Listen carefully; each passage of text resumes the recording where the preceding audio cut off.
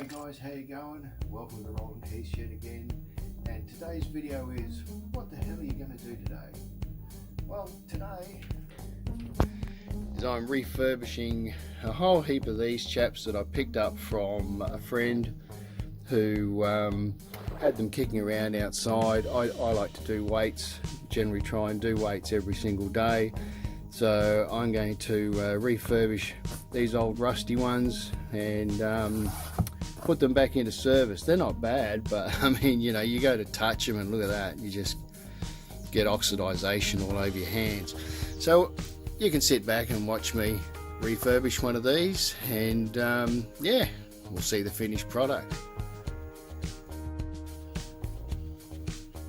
Alright, what I'm going to use for the job is a wire wheel, another type of wire brush,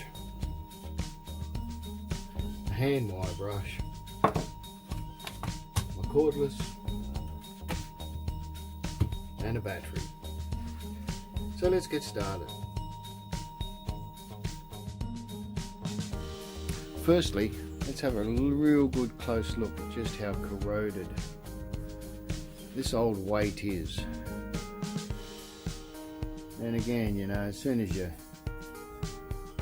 touch it, you just, you know, your hand goes orange.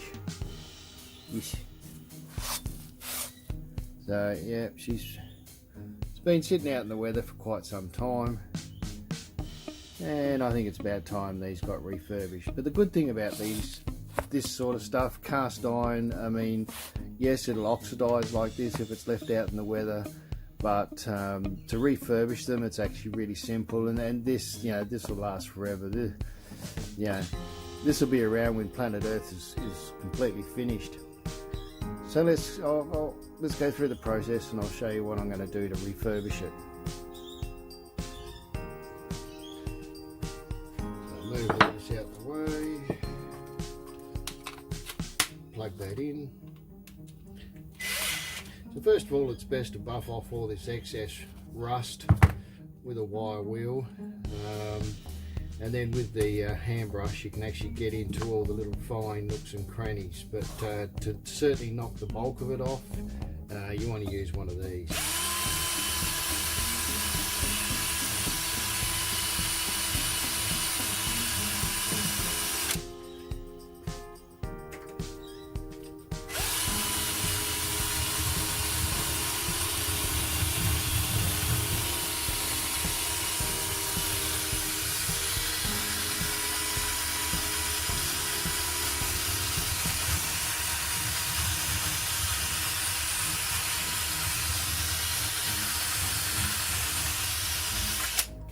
And as you can see, it removes the corrosion very quickly. They do actually, these wire brushes do a really good job. You can get pretty close into the nooks and crannies.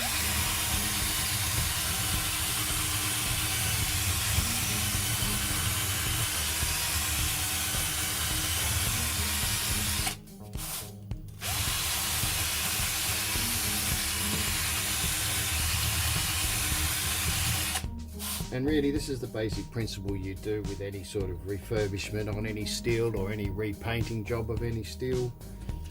You know, this is the basic principles. You know, remove all the oxidization. Get yourself back to bare steel.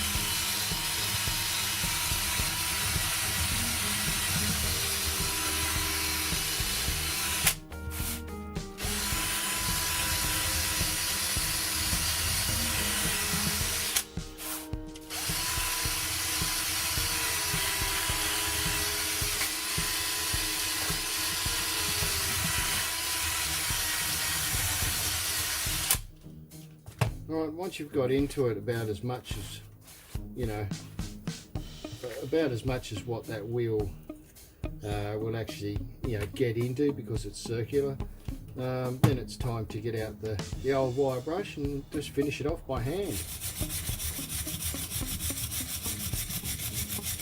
You get nicely in between all the letters, and that way any of this brown oxidization that's still there when you go to paint, that's going to be the first, you know, thing to flake off. So you want to remove all of that.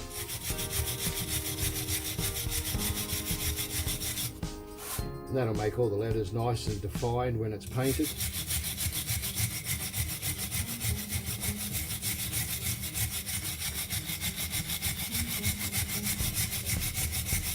So just, you know, you remove everything you possibly can practically.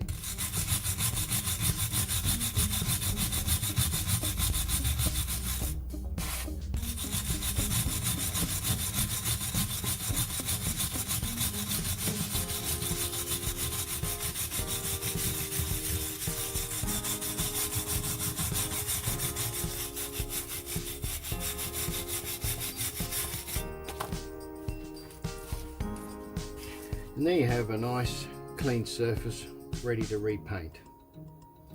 So I'll just finish off the other side and around the edge, and then this is ready to go.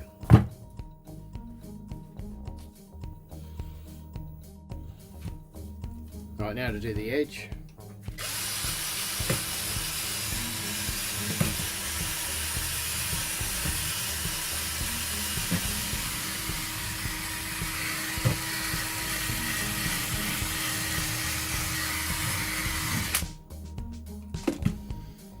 Job done. So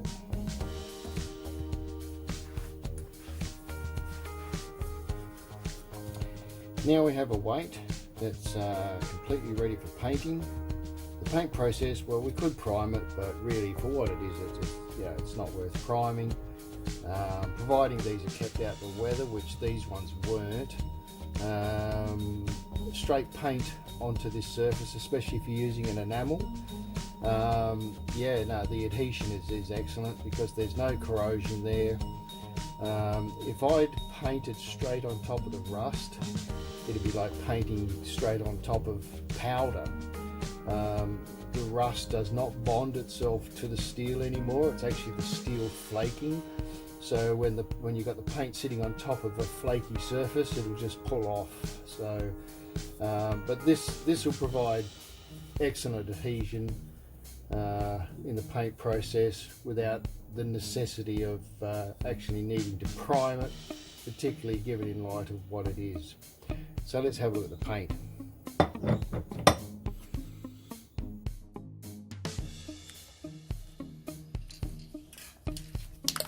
Okay, with painting something like this, I'm just using an enamel.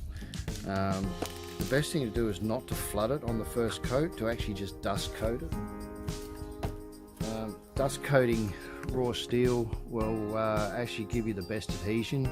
So just a super light coat, let that dry, flip it over, super light coat, let that dry, and then give it a wet coat on the final finish. So let's just give it a dust coat.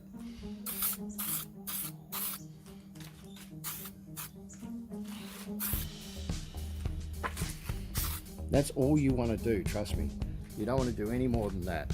Once that dries, then that is a great surface for a final coat to go on, and that will hold for years. If you flood it first of all, you go a really wet coat first up, you can get all sorts of problems. Silicone can come out, all sorts of things, bad adhesion.